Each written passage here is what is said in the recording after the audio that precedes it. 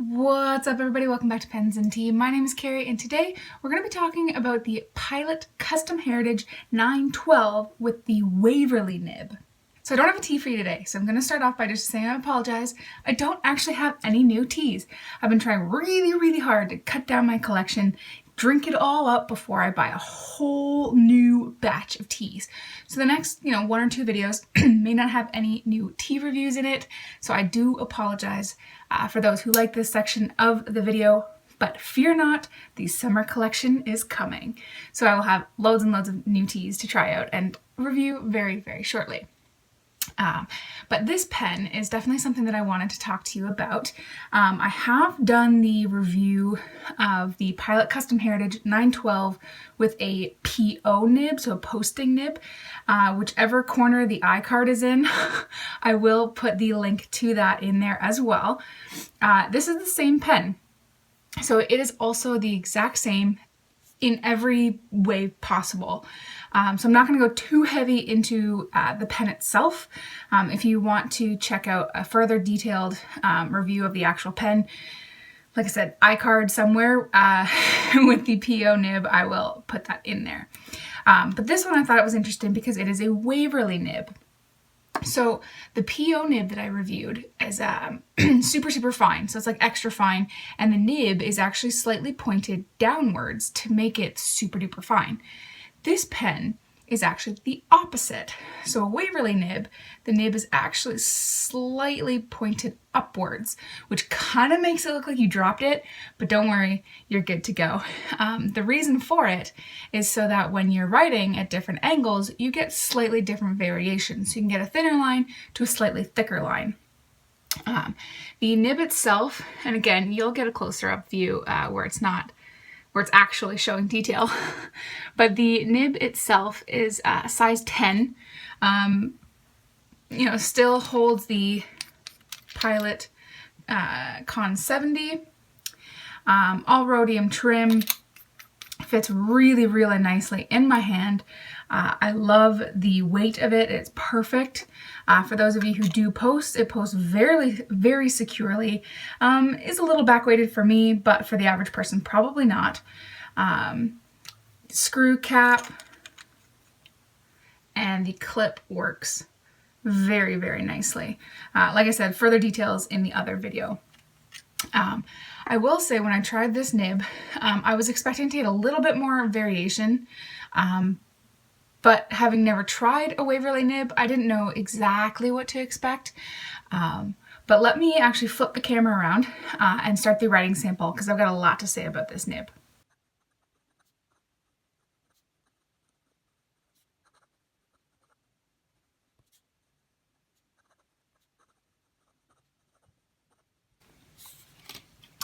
Okay, so we have the Quick Brown Fox jumps over the Lazy Dog. This is the Pilot Custom Heritage 912 Waverly nib. It's a 14 karat gold nib, and it is filled with Schaefer Blue Black, which kind of oddly enough looks very similar on camera to this, which was my last video that I did of the celluloid Pilot Platinum's 3776 Century, which was Rohr & Klingner Verdigris, or however you want to pronounce that. But in real life, they do look quite different. So this nib, like I said, looks slightly bent up, almost like you dropped it, but you didn't. And the whole point is that so if you hold the pen higher up, which apparently I might be holding it too high, you can get a very thin line, versus if you hold it farther down, you get a thicker line. I will say, when I first inked up the pen and first started playing around with it, I was actually kind of disappointed, only because my expectations were that I would get a greater difference between the two. And that is because I was expecting something a little bit more like what a Fude nib would be. Now, I don't know if I'm pronouncing that correctly, but I believe it's just this. Same principle where the nib is pointed upwards, but it's much more drastic. So realistically, I shouldn't have expected a drastic change. But for whatever reason, I did. So I was actually slightly let down. But the more that I started using this pen, the more my expectations aligned with the reality of what the pen could do. You can sort of reverse, but you're not really going to get a whole lot. You might if the ink that you're using is quite wet. This ink I find is a little bit on the drier side. This is luckily a wet pen, so that does help. But for reverse writing, you may want like a gushing pen, but regular writing is quite wet. If you hold it a little bit higher up so you get a slightly finer line, you still get a nice patch of wet. So I do enjoy that quite a bit. I've never had any skips or hard starts, no matter, if I'm holding it high up or if I'm holding it farther down. So that's really, really nice. The Pilot Con 70 is a love-hate relationship with me.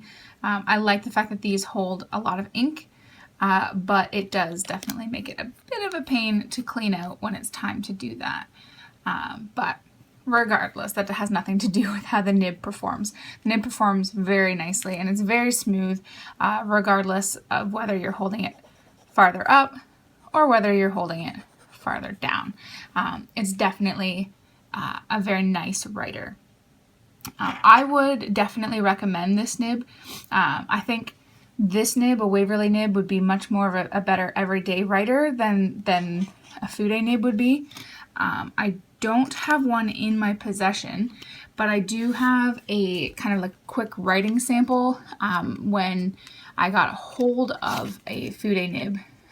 But this is the Fude nib. So writing upside down, very nice. Fude, extra fine. But if you write using the part that like points up, this is how big. So this is the line variation that you will get with a Fude nib. It's definitely not something that the average person I think would use every day.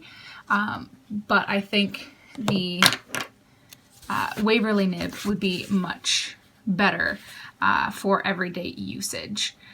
Not to say that there isn't a time and place for this, but I think the Waverly nib would be the average everyday kind of user.